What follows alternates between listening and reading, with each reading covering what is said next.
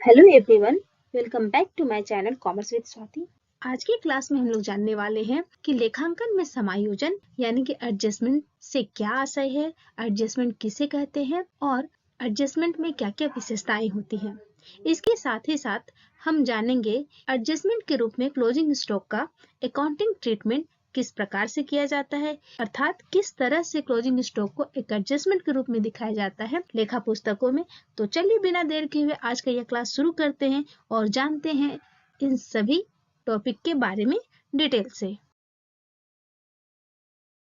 आइए जानते हैं समायोजन यानी कि एडजस्टमेंट क्या है। व्यवसाय की सही वित्तीय स्थिति को जानने के लिए वित्तीय विवरण तैयार किए जाते हैं।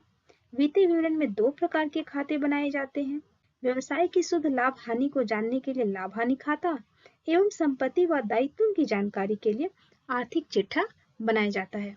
आर्थिक चिट्ठा एवं लाभ हानि खाता व्यवसाय की सही वित्तीय स्थिति तभी बता पाएगा जब वित्तीय वर्ष के सभी लेन देनों का उचित रूप से लेखा किया जाए।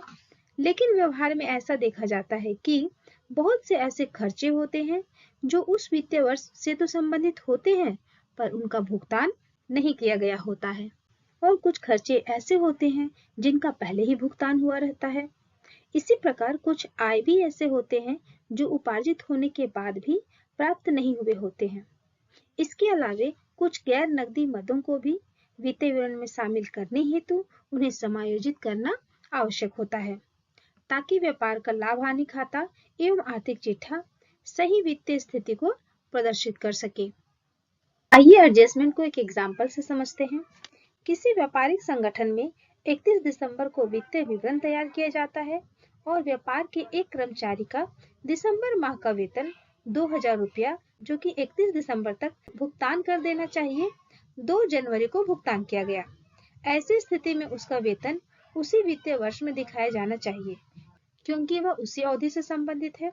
इसके लिए उसके वेतन को समायोजित करना होगा, तभी व्यवसाय की सही आर्थिक स्थिति की जानकारी प्राप्त होगी। तो इस प्रकार समायोजन द्वारा किसी भी व्यापारिक संगठन के शुद्ध लाभ हानि एवं आर्थिक स्थिति की जानकारी प्राप्त करना आसान हो जाता है। आगे जानते हैं समायोजन में क्या क्या विशेषताएं होती हैं। तो पहली विशेषता है सभी समायोजनाएं दो खातों को प्रभावित करती हैं। दूसरा, सभी समायोजन का लेखा दो जगहों पर किया जाता है। पहला लाभ हानि खाता प्रॉफिट एंड लॉस अकाउंट या व्यापारिक खाता ट्रेडिंग अकाउंट में, और दूसरा आर्थिक चिट्ठा यानी कि बैलेंस शीट में। तीसरी विशेषता है समायोजन ट्रायल बैलेंस यानी कि तलपट के बाहर दिए होते हैं।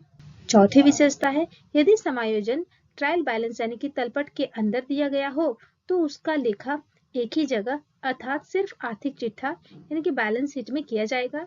यदि क्रेडिट सेल्स यानी कि क्रेडिट बैलेंस हो तो लायबिलिटी साइड में, और यदि डेबिट सेल्स यानी कि डेबिट बैलेंस हो तो इसका लेखा एसेट साइड में लिखा जाता है। आइए जानते हैं क्लोजिंग स्टॉक या अंतिम रहतिया क्या है और इसका एक एडजस्टमेंट के रूप में किस तरह से अकाउंटिंग ट्रीटमेंट किया जाता है। वित्तीय वर्ष के अंत में जो माल बिना बिका हुआ बच जाता है उसे क्लोजिंग स्टॉक यानी कि अंतिम रहतिया कहा जाता है।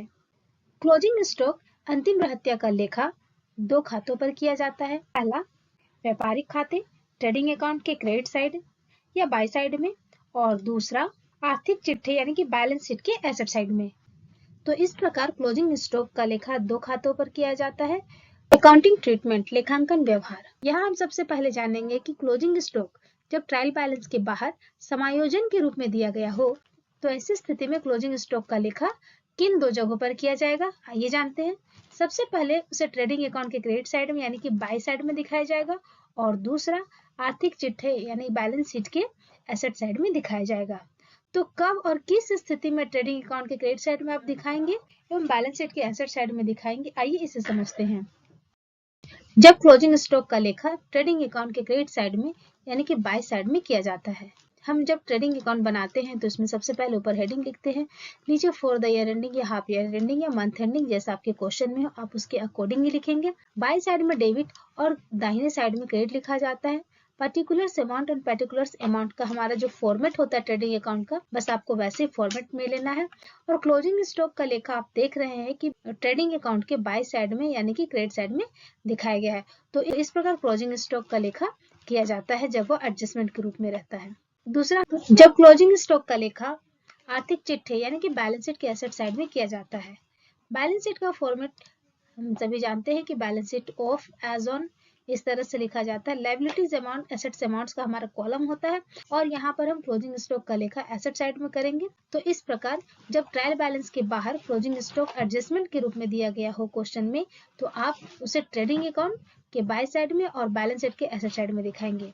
लेकिन यदि क्लोजिंग स्टॉक एक एडजस्टमेंट के रूप में दिया गया हो और ट्रायल बैलेंस के अंदर हो, तो उसका लेखा किस प्रकार से करेंगे, आइए इसे समझते हैं।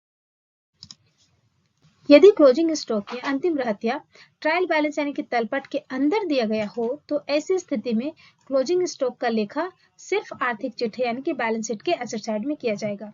आपको यहाँ पर याद रखना होगा कि कोई भी एडजस्टमेंट जब ट्रायल बैलेंस के अंदर दिया गया हो, तो उसका लेखा सिर्फ और सिर्फ एक जगह पर किया जाता है, बैलेंस शीट में।